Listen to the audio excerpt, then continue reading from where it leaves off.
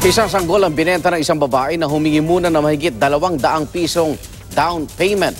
Hinahanap ng babae na nakunan pa ng CCTV. Saksi si Cesar Apolinario, exclusive. Sa iyak ng 20 anyos sa si Mary Joy Arabis, akalain mong ina siya ng 2 buwang gulang na sanggol na si John Angelo na dinesisyon na ng ihiwalay sa kanya ng kapitana ng barangay Apolonio Samson sa Quezon City. Pero ang baby nakuha lang pala ni Arabis mula sa isang Ofelia de la Cruz.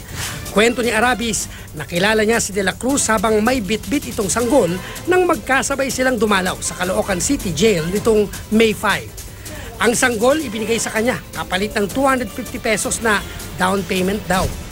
Nagbigay po ako nung matagal mga ilang araw na po. Naubos na nga po yung...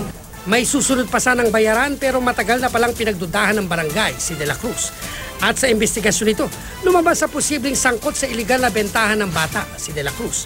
At posibleng hindi siya ang tunay na ina ni Baby Angelo. Para malaman natin, matunton kung sino ba talaga ang nagmamay-ari dun sa bata. Kung sino man yung posibleng magulang nitong pinangalanan nating bata ay maaaring makipag-ugnayan sa aming barangay.